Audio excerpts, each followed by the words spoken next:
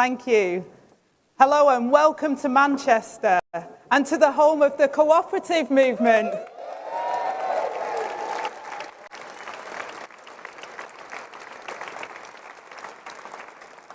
And of course, I'm so proud to call this city my home as well, and to see so many of you here today. Over the last few weeks, I've been on my battle bus, hearing the country crying out for change. Change after 14 years of chaos. We just cannot afford 5 more years of high tax, low growth and broken Tory promises.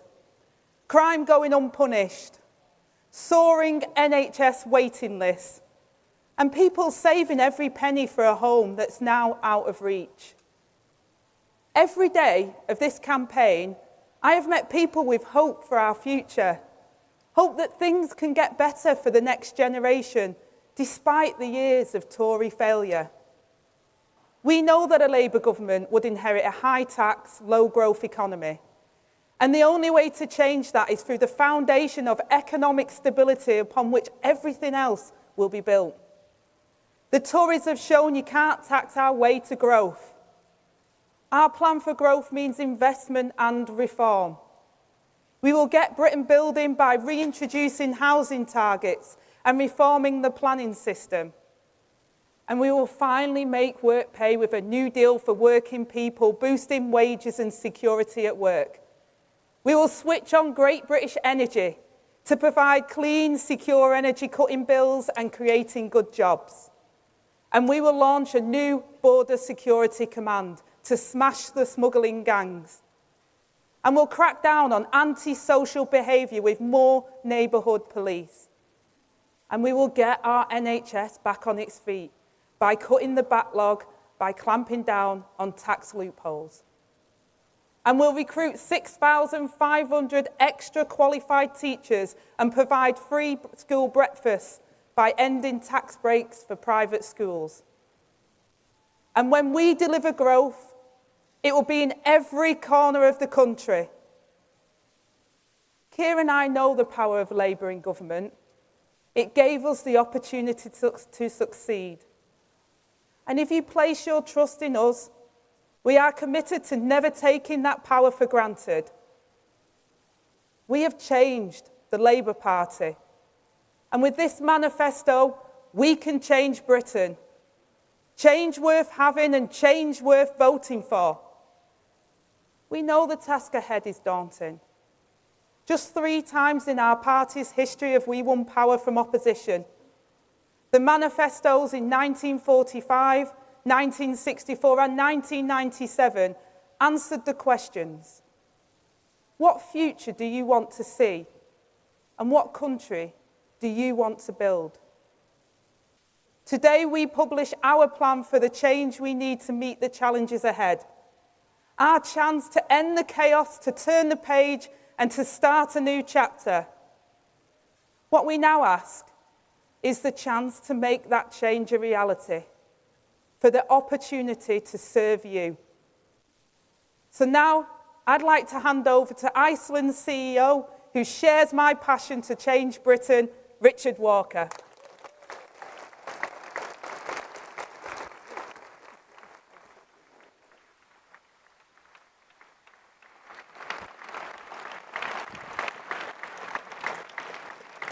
Good morning. I'm Richard Walker, Executive Chairman of Iceland Supermarkets. And as someone whose family business started its growth here in the Northwest, it's a pleasure to be in Manchester to welcome the launch of Labour's manifesto. Now, I come from a pretty plain-speaking family. My dad's reaction when I set off this morning was, "Tell them it had better be a good one." Well, it certainly needs to be, doesn't it? And I'm happy to say that it really is. We've all lived through 14 years of Tory chaos and underachievement. Years of endless infighting and broken promises, lacking the ability or even the ambition to turn things around.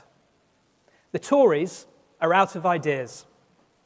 Only Labour can change this country's trajectory of dismal economic performance.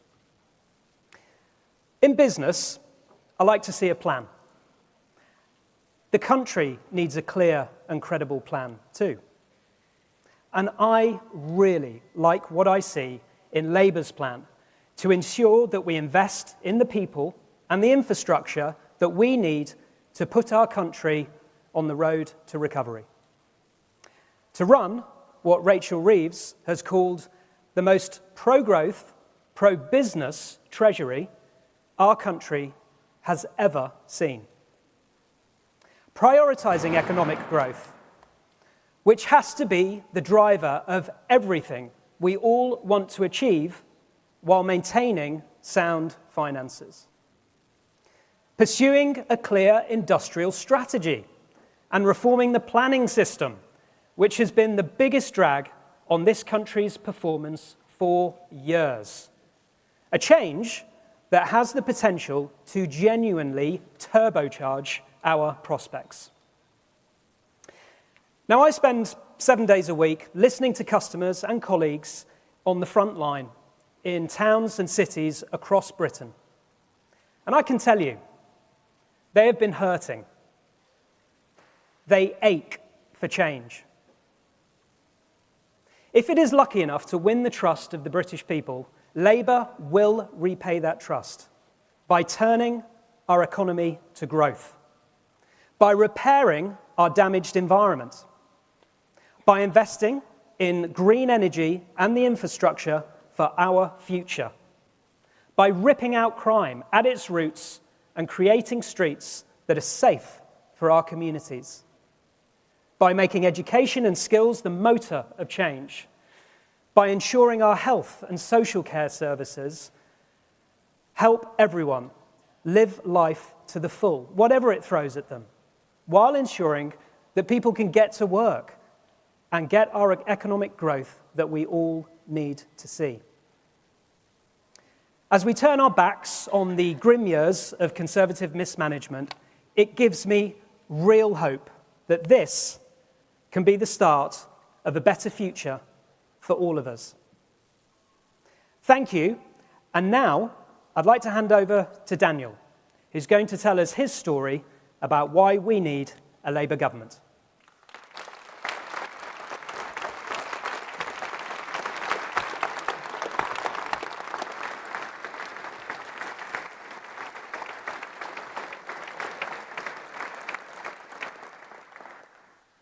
Hi everyone, my name's Daniel and I live in East London. I'm here today to give you an insight of what it's like living in my current living situation. Together with my partner, we have 2 children. A boy is 13, going on 30, and a beautiful 7-year-old girl. We live together in a 1-bed flat, which is pretty much a bedsit. To say we find it difficult is an understatement. Without discussing the multiple health conditions that we all suffer, just the relationships, us as parents, husband and wife, brother and sister, all severely strained because we're all pretty much living on top of each other. You know, we have no space for ourselves, no space to think, and particularly for my children, it's a really big struggle. At school, my kids try to concentrate, but how can they? They haven't even got their own space. They can't get a good night's sleep. Having their own rooms is pretty much a pipe dream for us at the moment. And they don't even get to have their own beds. To add to those difficulties, the cost of living crisis is making everything worse. All the bills going up, our food bill has doubled, the rent increase is ridiculous and overwhelming. I'm someone who I feel I've done all the right things. I've graduated from university, I have a good job, I try to be a good example for my children and hopefully build a future for them. Right now, the idea of buying our own home is just nowhere on the horizon. Social rent, as I said, has risen. Private renting is pretty much the same as trying to get a mortgage. We try to save, but the cost of a mortgage these days is just out of reach. I'm supporting Labour firstly because Keir's plans to build a lot more homes. It's just really needed throughout the whole country, not just for ourselves in London. And second, because of the help that is going to be offered for first-time buyers, it actually gives us hope that something can change. I strongly believe that if you can build a good home environment, you build better people, you build better citizens. They go outside, talk with each other and build a better community, and in turn, that leads to a better society. For the past 14 years, we've struggled with turmoil and uncertainty. Labour is the only party offering something different. They're actually giving us, the people, a voice, and they're listening. And we want change. We need change, and the only way to do that is to vote Labour. So thank you for listening to my story today, and now I'd like to introduce you to Nathaniel, who will give you his story about why we should join a Labour government.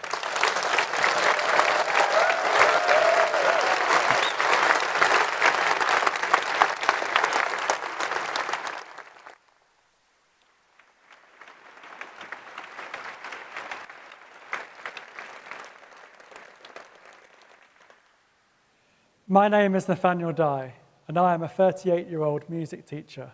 I love my job and should be looking forward to inspiring tomorrow's rock stars for decades to come. But no. Cancer will kill me first, and I'll do well to live another 3 years, let alone 30. When I was first diagnosed in October 2022, it looked like I might be able to survive the bowel cancer that had only spread to my liver and be cancer-free after surgery. But when further spread was discovered in my lungs and lymph nodes in my neck, my prognosis worsened. And no matter how much grueling treatment I volunteered to put myself through, one thing is certain: this cancer will kill me, and it will grow back. And one day, too soon, end my life. There's nothing I can do about it now, but I can't stop wondering what might have been. Because I spent over 100 days waiting for cancer treatment when the government's target is 62, and there's a chance that if chemotherapy had come sooner, my cancer might not have spread.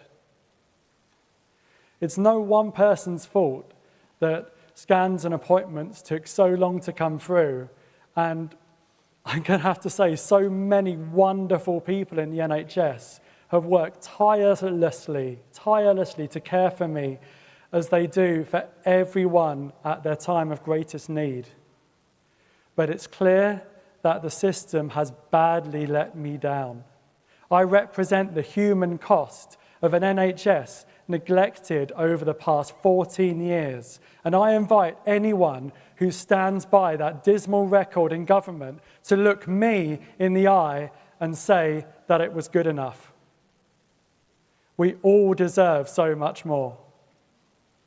And I see Labour's policy to deliver 40,000 more appointments a week to clear the NHS backlog and cut waiting times as a real, tangible plan to give people the treatment they need before it's too late.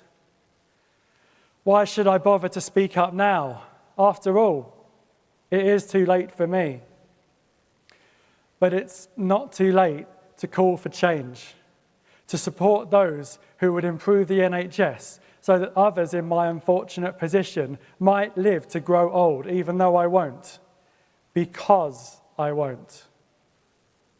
If I've learned anything from my sorry experience, it's that time is of the essence. And I know that Wes Streeting, a cancer survivor himself, will give everything to get our NHS back up to speed. Because a system better set up to work more quickly can mean the difference between life and death. This looks being my last general election, and I'm desperate to make it count. I'm proud to say that a Labour government is what I hope for now that my own hope is gone. Because with Keir Starmer's leadership, Labour is a party that would govern for all of us, because Labour will always act with the kindness and compassion that I look for so strongly in myself, because Labour is the party of hope for a brighter future I won't live to see, but you really could. I live in hope. Now,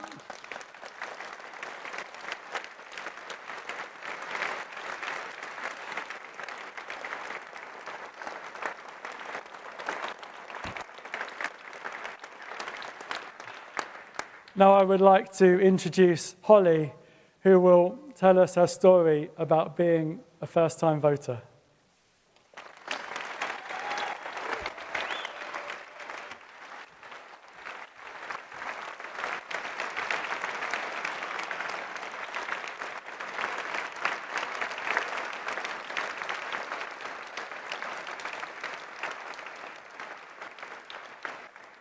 Hi, I'm Holly, an A-level student in the middle of my exams and a new member of the Labour Party. I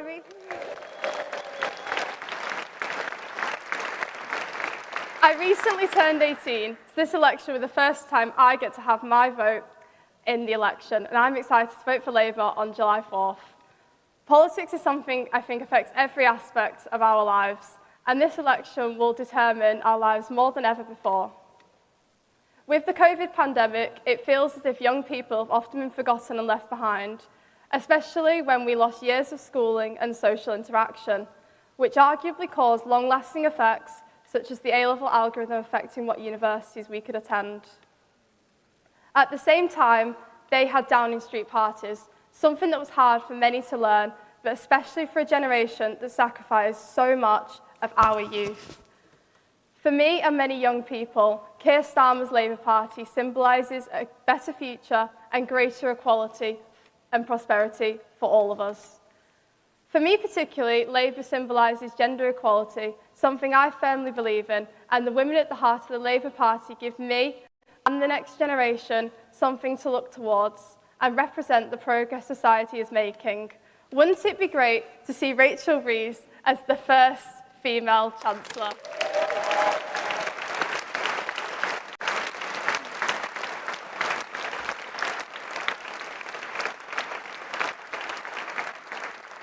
The environmental pledges of Labour are also incredibly attractive for someone who will be living with the consequences of the government's now in years to come. Labour is the party for young people, giving us more expert teachers so we are prepared for life, work and the future, and giving us the potential to buy our own homes when we are older. For me, Labour symbolises a chance to finally have our say on our own futures, and this is why I am excited about casting my vote for Labour in the upcoming general election.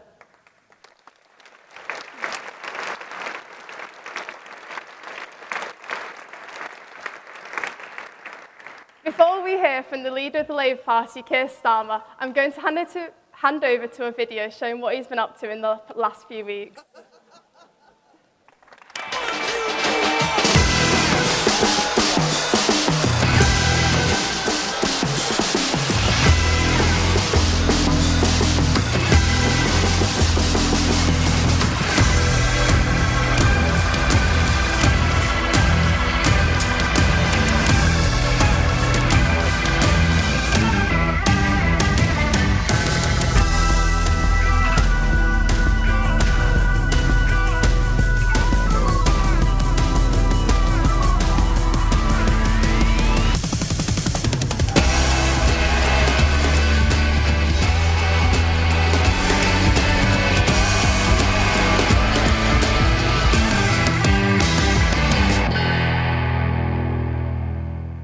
Ladies and gentlemen, please welcome to the stage leader of the Labour Party, Keir Starmer.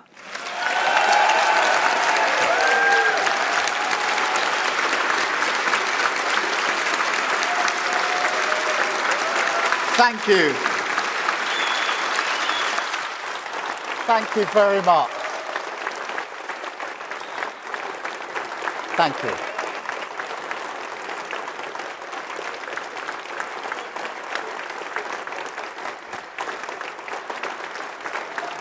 Thank you very much.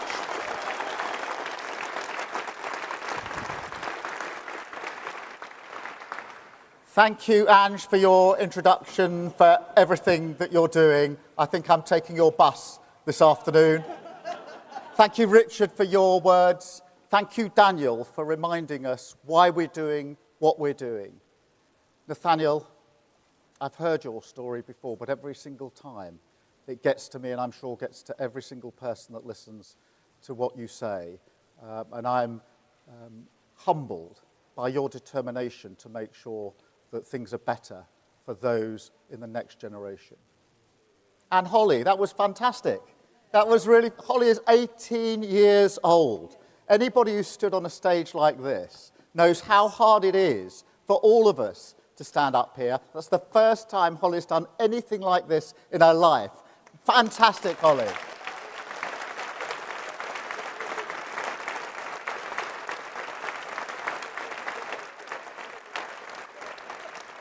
And taken together, isn't this clear evidence of a changed Labour Party and clear evidence of the change we need for our country? A changed... Thank you very much. Yeah. We gave up on being a party of protest 5 years ago. We want to be a party of power.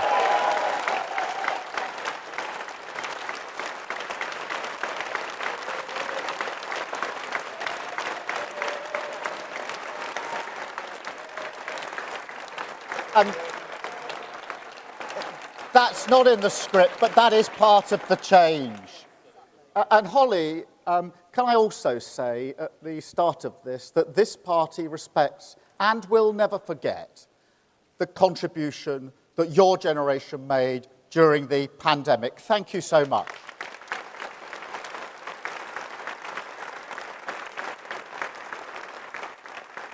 And thank you all for coming to Manchester. Thank you all for the hard work that's gone into this campaign so far, into this project. 4.5 years of work, changing our party to put it back in the service of working people. And now, the next step, the most important step, changing Britain, rebuilding our country so that it too serve the interests of working people. And what a place to launch our plan to do so. The home of the Cooperative Group, an organisation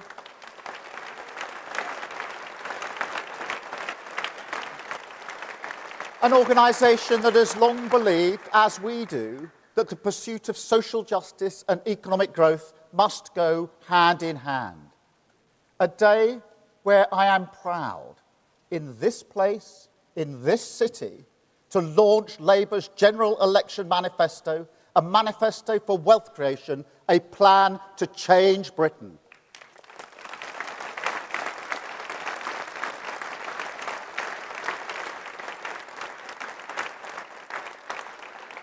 Because today we can turn the page. Today we can lay a new foundation of stability. And on that foundation we can start to rebuild Britain. A Britain renewed by an old argument that we serve working people as their ambition drives our country forward.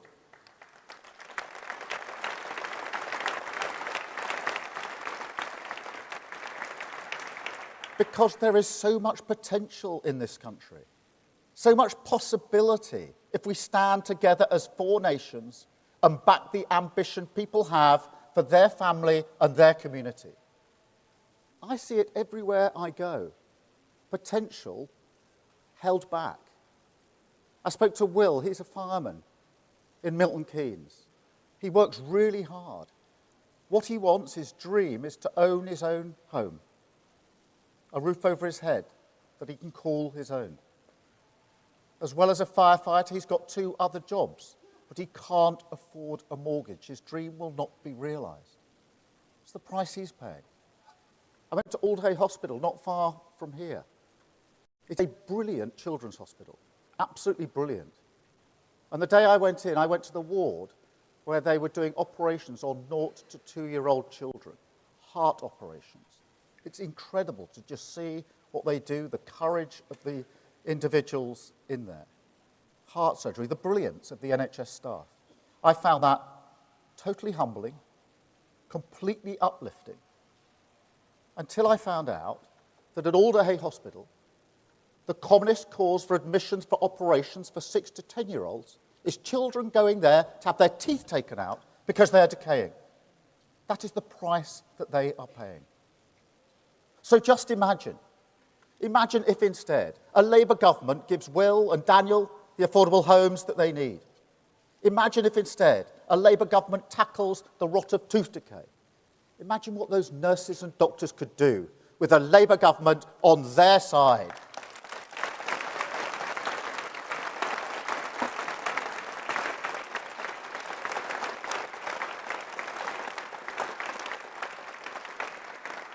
Now, don't get me wrong, these challenges don't disappear overnight if Labour wins.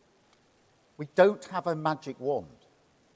But what we do have, what this manifesto represents, is a credible long-term plan, a plan built on stable foundations with clear first steps, tough spending rules that will keep taxes and inflation low, NHS waiting times cut, with 40,000 extra appointments every week, a border security command to smash the criminal smuggling gangs, Great British Energy to cut bills in your home for good, more police in your town, cracking down on antisocial behaviour, and 6,500 new teachers in your school, giving your children the start in life that they deserve.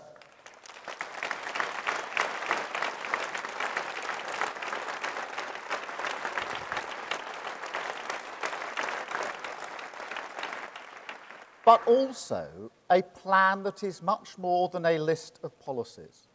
A plan for change, for growth, for giving our children their future back. A chance to refocus politics on the things that matter to your family. The era of sticking plaster politics, the chaos and division replaced by a government back in the service of you and your family.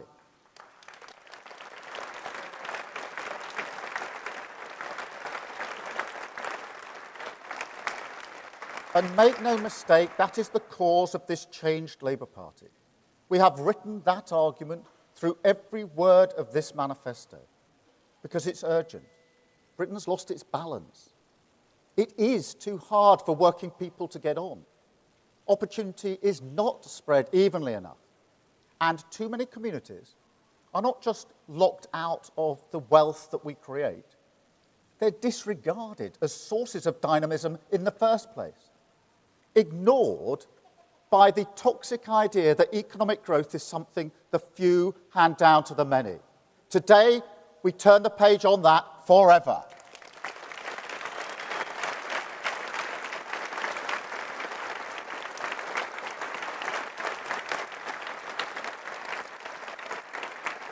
Because that idea is part of the story of the past 14 years, part of everything they put you through. When they crashed the pound to give tax cuts to the richest 1%, when they decimated your public services because of a mess made by banks, when they failed to invest in clean British energy, so we were exposed when Putin invaded Ukraine. That idea was there. A Tory inability to face the future, rather than change, reform, and strengthen government so that it can intervene in partnership with business, to give you and your family stability in this insecure world. And it doesn't matter how many new policies the Tories throw at the wall, hoping that some of them will stick. None of them face up to the reality of this future. But mark my words, this changed Labour Party will. We have a plan in this manifesto, a total change of direction, laser-focused on our cause, stability, growth, investment and reform, a government back in the service of your family, ready to change Britain.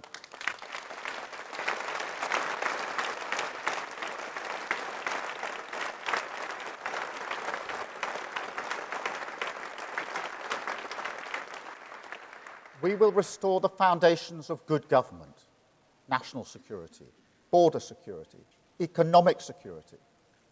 We will make new choices to reform our economy and public services. Hard choices, choices ducked for years. These choices will be fully funded and fully costed. That is non-negotiable. You cannot play fast and loose with the public finances. We've lived through the damage that this does. That government we have now played fast and loose with the finances, and working people paid the price. Just after Liz Truss's mini-budget, I went to Wolverhampton a week or so afterwards, and I met there a couple. They had a 3-year-old child. They'd decided they want a second child. They'd chosen a new home that was big enough to accommodate their new family. They got a mortgage offer that they could afford. Liz Truss crashed the economy. Their mortgage offer went through the roof. They couldn't afford it. They pulled out.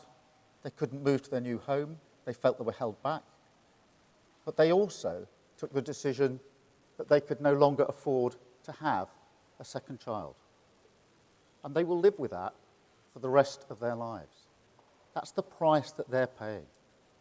So I make no apologies for being careful with working people's money, and no apologies for ruling out tax rises on working people. And this isn't just the election. Don't think it's just politics. This is an issue of conviction.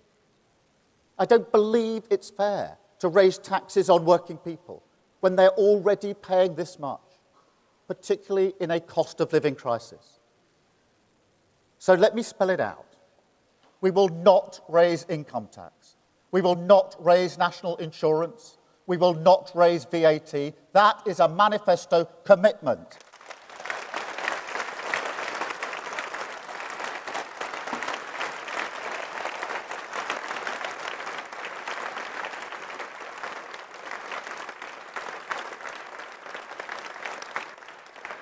And another thing, because there may be some people here today who say, where's the surprise? Where's the rabbit out of the hat? To which I say, if you want politics as pantomime, I hear Clapton is nice this time of year.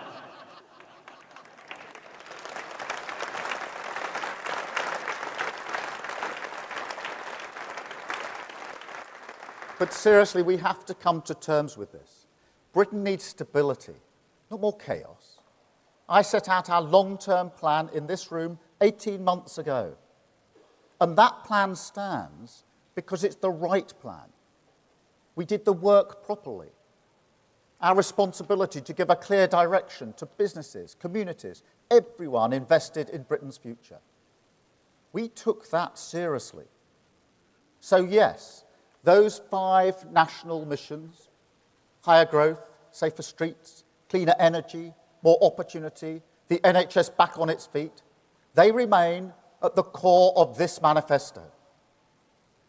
But if they are to offer hope and clarity through these times, if they are to show, despite the hard road, the light of the certain destination, then we must keep to that road, no matter the short-term ebbs and flows of politics, even in a campaign.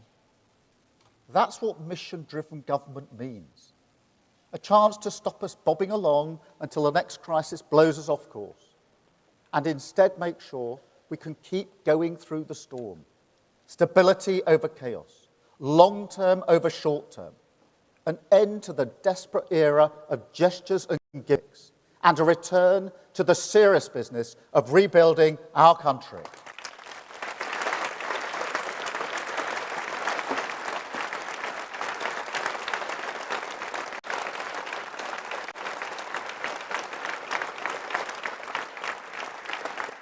And on that foundation of stability, we start to rebuild. A rebuilding that must begin, first and foremost, with new choices on economic growth.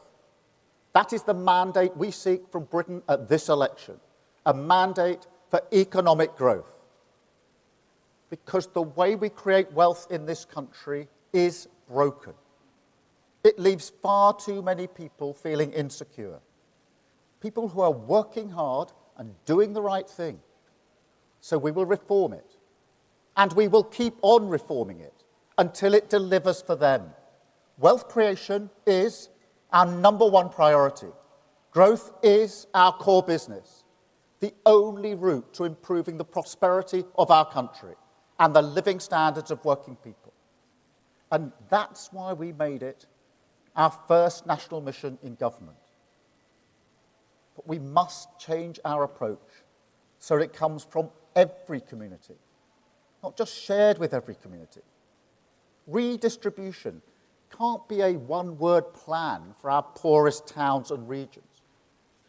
No, we need to give them the tools they need, back their pride and potential, growth for every community, growth from every community. That is the path to national renewal. And now, some people say that how you grow the economy is not a central question, that it's not about how you create wealth, but how you tax it, how you spend it, how you slice the cake. That's all that matters. So let me be crystal clear. This manifesto is a total rejection of that argument. Because if you transform the nature of the jobs market, if you transform the infrastructure that supports investment in our economy, if you reform the planning regime, start to unlock the potential of billions upon billions of pounds worth of projects that are ready to go, held up by the blockers of aspiration, then clearly that does so much more for our long-term growth prospects. And the same is true of public services. If we grew the economy at anything like the rate of the last Labour government, we'd have tens of billions of pounds worth of investment for our public services every year. So if you take nothing else away from today, let it be this. This changed Labour Party has a plan for growth. We are pro-business and pro-worker, the party of wealth creation.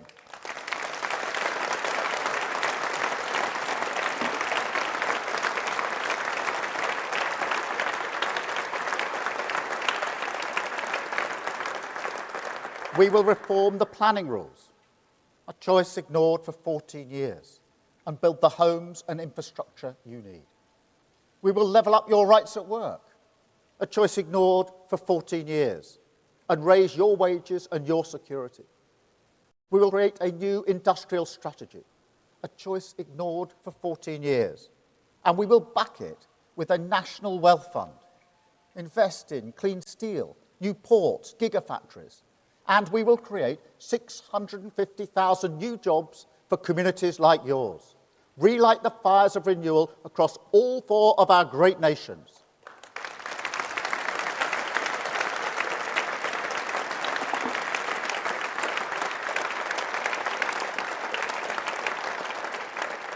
You can choose a different path. You have the power. You can choose to take back control from Westminster. More democracy for your community. New powers over transport, skills, employment. Unlock the pride and potential in every community. That is a different choice you can make.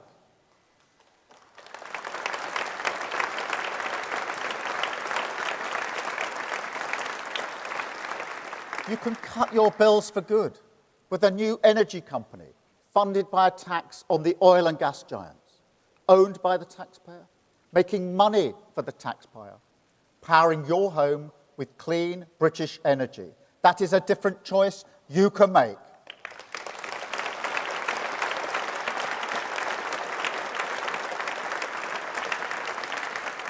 And you can choose to get our NHS back on its feet, end the 8 a.m. scramble, back our NHS staff, get the best technology in their hands, slash waiting lists in your hospital, funded by taking on the non-doms and tax avoiders. That is a different choice you can make.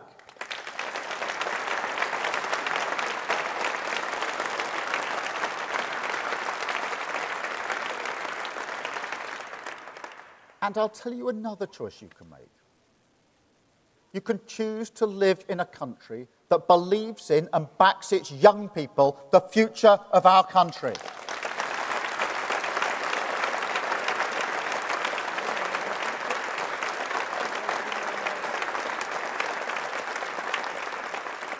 I am fed up of politicians lecturing young people about their responsibility to our nation, when those politicians fail in their responsibility to the future.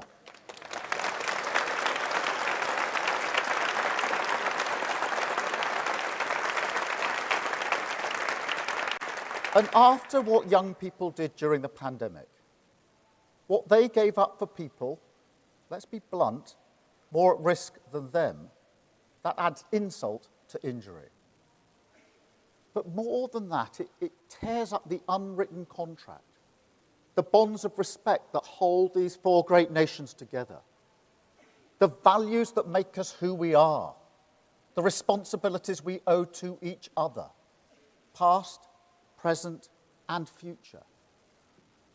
My dad was a tool maker. He worked in a factory. My mum was a nurse, and we didn't have a lot when we were growing up. And like millions of working class children now, I grew up in a cost of living crisis. I know what it feels like to be embarrassed to bring your mates home because the carpet is threadbare and the window's cracked. I was actually responsible for that because I did put the football through it. But we didn't have the money to fix it. Or to be honest, the time and the energy. Economic insecurity drains you of that as well. But look, what always comforted my parents was the idea that in the end, Britain would give their children a fair chance. The old saying, the story we still tell our children, work hard and you can achieve anything. That meant something. My parents believed in that. But the question now, after 14 years, is do we? Do kids like those in Somerstown, a very poor part of my constituency, one of the poorest parts of Europe, do they look out of their window to the glittering success of London, 300 yards and another world away, and believe that success could belong to them? Do parents here in Manchester, or in Glasgow, Cardiff, Plymouth, Sunderland, Sussex, Stoke-on-Trent, do they believe, with the certainty that they deserve, that the future will be better for their children? Because in the Britain I want to leave to my children, they do. And we can build it. We can restore the dream of home ownership to 1.5 million families. We can create 3,000 new nurseries to give them the best start in life. We can roll out a new generation of technical excellence colleges, world-class vocational education, respected by all, grounding young aspiration in the soil of their community. We can guarantee for every young person a job placement or apprenticeship when they're out of work. We can invest in their mental health, their physical health, their dental health. We can reform the curriculum to prepare them for their world. We can create new youth hubs to give them something to do in their community. Raise their wages if they're at work. Give them the power of the vote. Tackle injustice with a new Race Equality Act. And with our mission on clean power, we can lead the way on climate. Finally show our responsibility to their future. A fairer, healthier and more secure Britain at the service of working people, with growth from every community. A Britain ready to restore that promise. The bond that reaches through the generations and says, this country will be better for your children. That is the change on offer on July the 4th.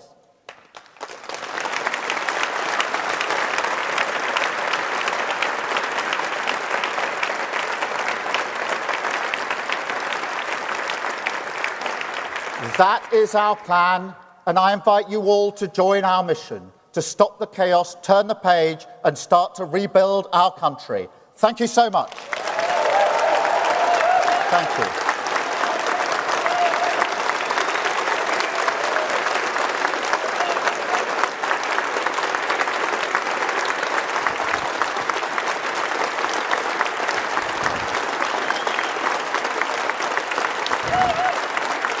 Thank you. Thank you, Helen. Thank you. Thank you very much.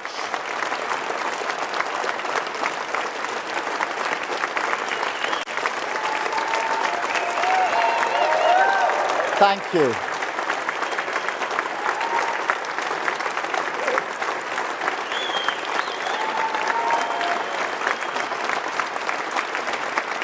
Thank you all very much. Thank you. I'm now going to take a number of questions from the media.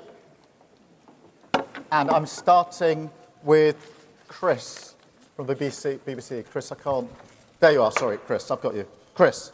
Thank you. Chris Mason, BBC News. Keir Starmer, talk to the voter right now who fears that you might only really say what you're going to do after any victory rather than before. We live in an era, don't we, of a scepticism, a cynicism about politics, perhaps an anti-politics mood. Address those voters, and you know that there are those who will fear that. Thank you. Let me address them directly, because this manifesto is a manifesto for change. A total rejection, Chris, of the cynicism, of the idea that we can't do any better, that we can only hope to flatline, and that we cannot rebuild our country. It is a total rejection of that idea, based on 4 years of hard work, hundreds of engagements with those that will deliver for us, so we can build a future which genuinely will be better for our children. I understand the cynicism. I understand that after 14 years of this, for many people, the hope has been beaten out of them. But this is a manifesto for hope. It is a plan for growth, a plan for change, a plan for wealth creation. I will never accept the defeatism that says we can't do better than this. We can, we will, and with a Labour government, we'll get the opportunity to rebuild our country.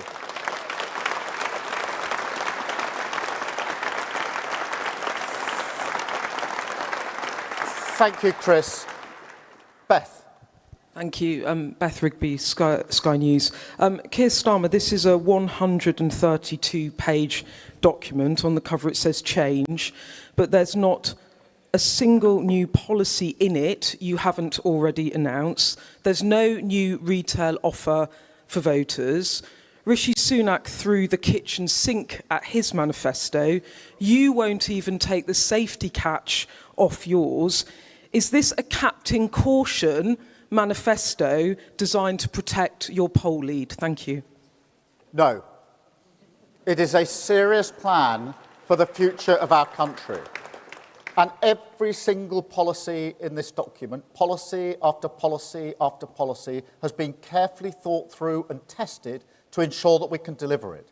I am not going to do what Rishi Sunak did, which is to offer things that he can't deliver because they're unfunded. People have had too much of that. They're fed up with that. This is a serious plan, carefully thought through. It's not about rabbits out the hat. It's not about pantomime. We've had that. I'm running as a candidate to be Prime Minister, not a candidate to run the circus. Thank you very much, Beth.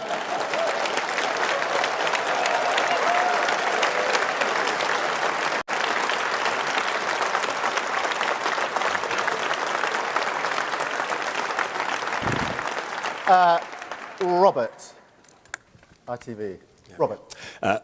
Keir Starmer, you say you want people to trust you, you want to restore stability to the UK. But it is surely the opposite of that to make the bogus claim that you can get growth up sufficiently by next year to prevent significant cuts to public services. How are you going to avoid a return to austerity? We are not going to return to austerity. I ran a public service for 5 years, the Crown Prosecution Service. I lived through austerity. I'm never going to allow a Labour government to do that to our public services. Never.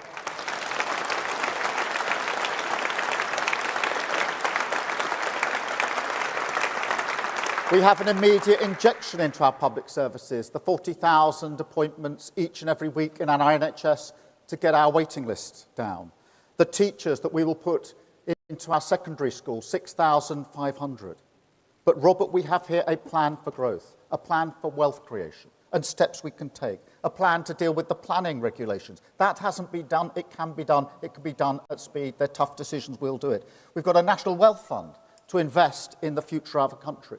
GB Energy, an energy company, to keep our bills down, an industrial strategy, a training programme for the skills we need of the future. All of these things haven't been done in the last 14 years. I do understand why people think they can't be done because of the damage that's been done over the last 14 years. They can and they will. We will turn around growth in this country and create the wealth we need for our country and our public services. Thank you, Robert, very much.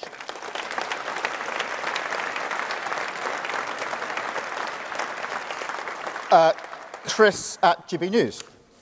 Chris Hope, GB News. Keir Starmer, you're so far ahead in the polls. Should we prepare for a one-party socialist state, as the Tories say? And is that a good thing? And also, just quickly, you want to reduce net migration. What on earth does that mean? Is that below 100,000 a year? Look, Chris, let's reject the cynicism of the Tory campaign. All they want to do in a general election is to suppress the vote. I know that not a single vote has been cast in this election. Polls don't predict the future, and every single vote has to be earned. And we will earn it with our plan for growth, our plan for creation of wealth in the future. So that is our plan. And yes, I do want a mandate to be able to put this plan into action. I do want people to vote Labour to give us the mandate that we need. I want people to vote for a Labour candidate in their constituency so that Labour MP can sit on the government benches delivering this manifesto for them and their constituents. Yes, I want that mandate.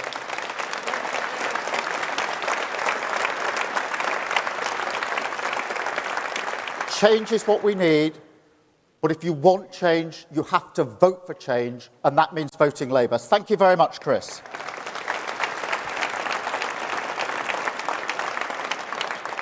Natasha, LBC. Oh, Chris, I didn't do your second half of the question. I'll come back to it, and I've dealt with Natasha.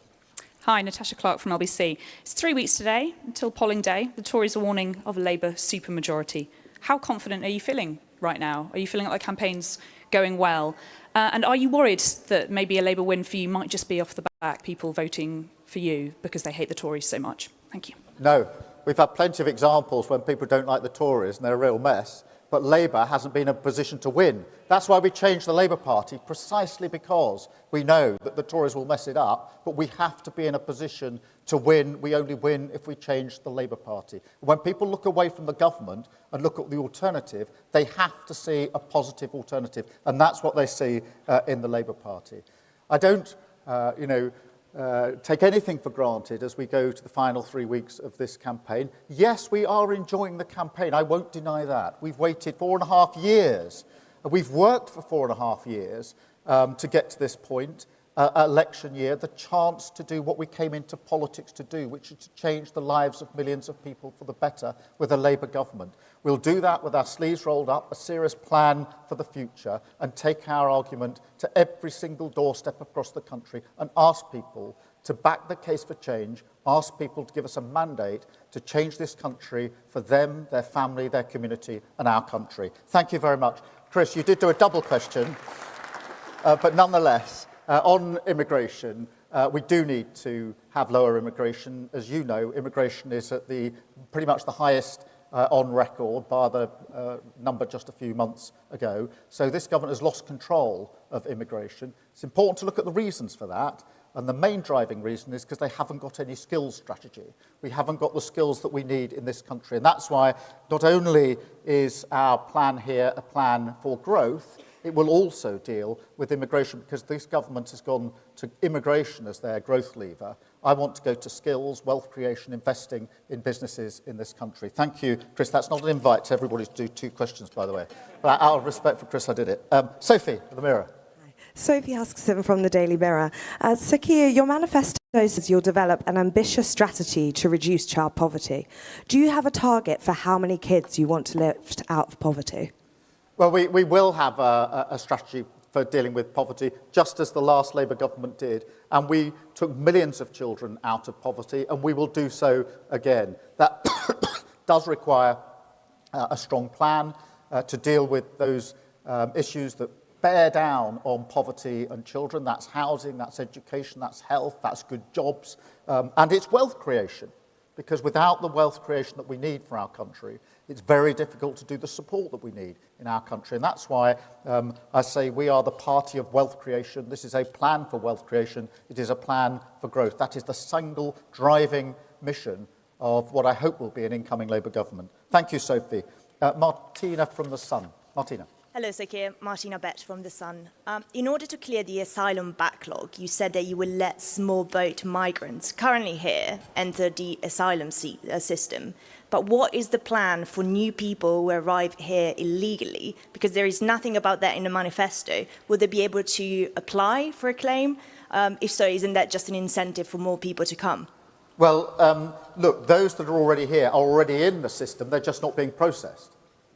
And that means the government has got a hopeless situation where tens of thousands of people are not being processed. So the one thing that can't happen is that they're removed to the country they came from, even if they've got no right to be here. That is the chaotic state of this government. They're not processing the claim. Even clear cases where people shouldn't be here, they can't be removed. We've got to fix that. We've got to fix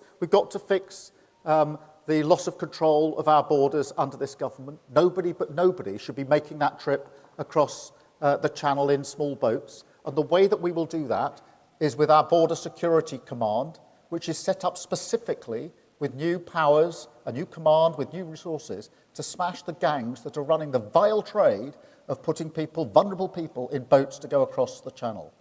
Now, before I was in this job, I was the chief prosecutor for 5 years. I've worked with law enforcement across countries to smash terrorist gangs, sophisticated terrorist gangs, and I will never accept that the only gang that apparently we can't smash is the vile smuggling gangs that are running this trade. I'll never accept that. Thank you so much.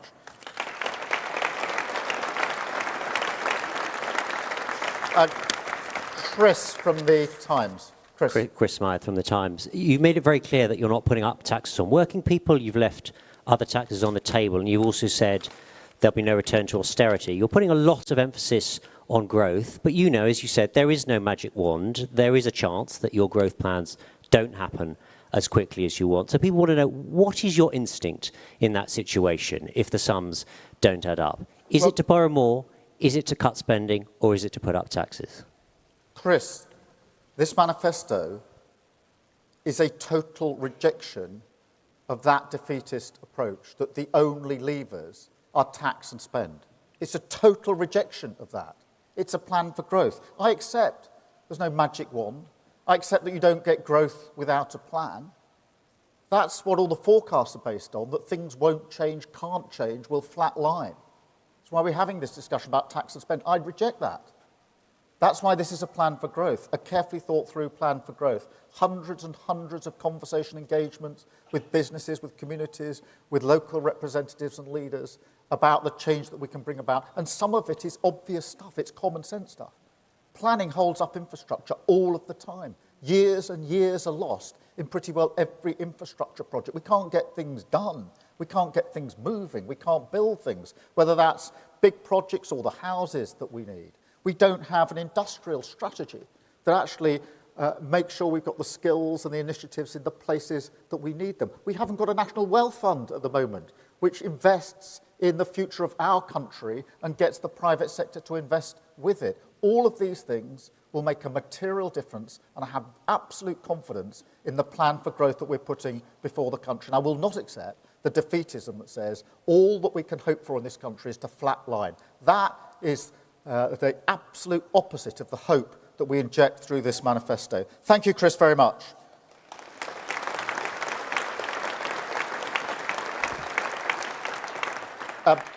Ben, Telegraph. Thank you, Ben Riley-Smith, The Telegraph. Keir Starmer, your rhetoric suggests you want taxes coming down, but this manifesto explicitly has taxes going up, I think in the costings pages by about 7 to 8 billion. So can you just be crystal clear, you're going into the election with a platform of tax rises? The tax rises we've set out in the manifesto were there's no surprises, Ben, this morning, as you will see. You'll have gone through the document quickly. You'll go through it, no doubt, at length later on. There are no taxes, no tax rises that we haven't already announced. Yes, we want to bear down properly on the non-dom tax status and make sure that super rich pay their fair share in this country.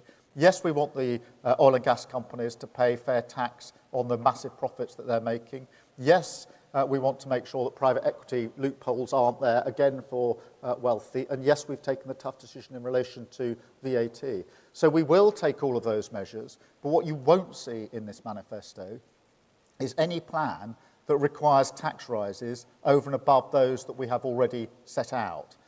Because we've been very, very clear, particularly in relation to working people, no increase in income tax, no increase in national insurance, and no increase in VAT. Absolutely clearly set out in this manifesto. Thank you, Ben. Jason from the Daily Mail. Thanks, Sir Keir.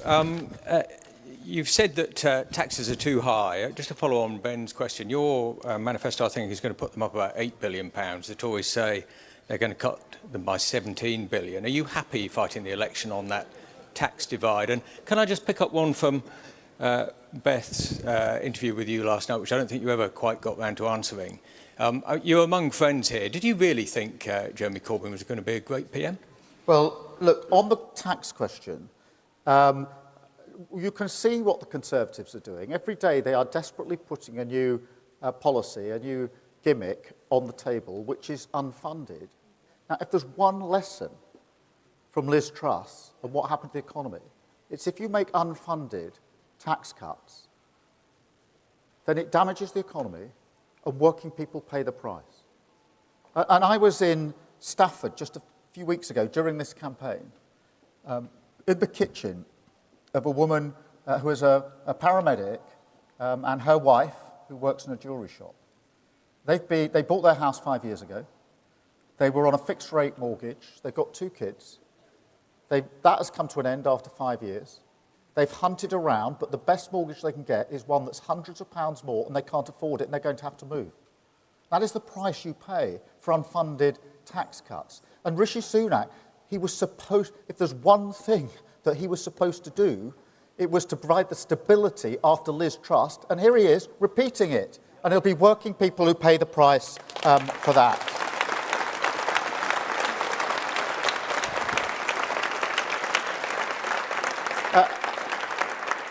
And in relation to Jeremy Corbyn in the last election, I didn't think we would win the last election. I didn't think that we were in a state to win it. That is reinforced by the work that we have now done. We were rejected by the country, and first decision I took was if you get rejected that badly by the country, you don't look at the voter and say, what on earth were you doing? You look at your party and you change it. And I've led this party through that change. And Jeremy Corbyn is not just not a Labour candidate, he's expelled from this party. That is how much change we have brought around.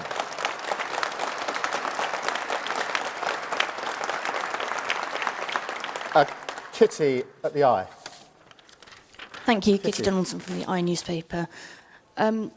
You're giving the impression of a man in a hurry. Tony Blair made the Bank of England independent in the first week of his landslide. What would Prime Minister Keir Starmer do in the first week of a Labour government? And how long will you give voters before they judge you on your ability to make changes? The first thing I'd do is return politics to service. To serve this country. I came into politics to serve. I had a career in the law before this. My wife rather thinks I should have stayed with it. But I changed.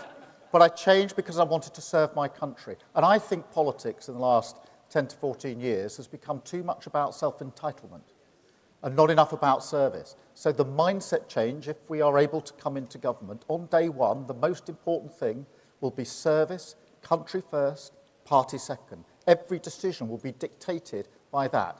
Is it country first, service of the country? And I'll be judged on that service, as I have been in the past. I worked with the police service of Northern Ireland, changing that so that it had the confidence of both communities with others. I worked with the Crown Prosecution Service, a service prosecuting every criminal case in England and Wales to protect the public.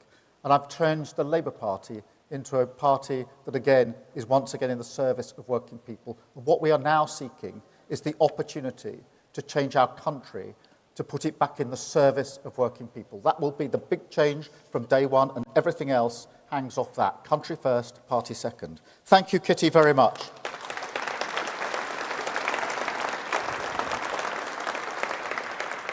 Pippa from The Guardian. Pippa. Pippa Crerar from The Guardian. We all know that voters' trust and confidence in British politics has never been lower. There's been numerous political scandals over the years that have played a big role in that. If you win the election, will you set up your new Ethics and Integrity Commission within the first 100 days? And are you watering down your ban on ex-ministers lobbying the government from 5 years? Rishi Sunak has struggled to lead a government of integrity, professionalism and accountability at every level. But can you do any better? Yes, and I'm determined that we will do better because I've been in public service all my life. I've been held to high standards all my life. I've led from the front all of my life. And yes, we will get on with changing the codes and the ethics codes and the guidance that is in place straight away in government. But I know that nobody will believe it's changed until they see the action that follows. You do need strong codes. You do need good commissioners. But you need to take action. And you need to take action when people breach those codes. And that's what we will do. Just as I knew when we were changing the Labour Party, I said on day one I would rip out anti-Semitism by the roots. I knew I'd be judged not by what I said on day one, but what I did on day 2, 3, 4, 5 and 6, and on and on and on. And so it will be the same in government. We are going to turn this around to put politics back in the service of working people. We'll be judged by the actions that we take as well as the promises that we make. Thank you, Pippa, very, very much. Jim from the FT. Jim Pickard, Financial Times. The private equity industry has been lobbying very hard for you to dilute the removal of the carried interest loophole that industry enjoys. It seems pretty clear from the documents in the manifesto that you're still hoping to raise over £500 million from doing that. Is it your guarantee that the amount they pay in tax will go up from 28p in the pound to 45%, or is there still some wriggle room in that policy? Thank you. Jim, we are absolutely determined to change the rules, to close this loophole, and the money that is set out in the schedule at the back of the manifesto tells you how much yield there will be from that. So that's the plan, that's how we'll carry it out. And what you will see, and thank you for drawing attention to it, for everybody who's got the document, is in the last few pages, about page 190, Rachel is demonstrating the page that says every policy is fully costed and fully funded. She's got it open. She wrote every word of it. And that is important because you can only build the wealth that we need in this country on the foundation of stability. Thank you all so much for coming. Thank you for your questions. Thank you, all of you. Onward we go to change. Thank you.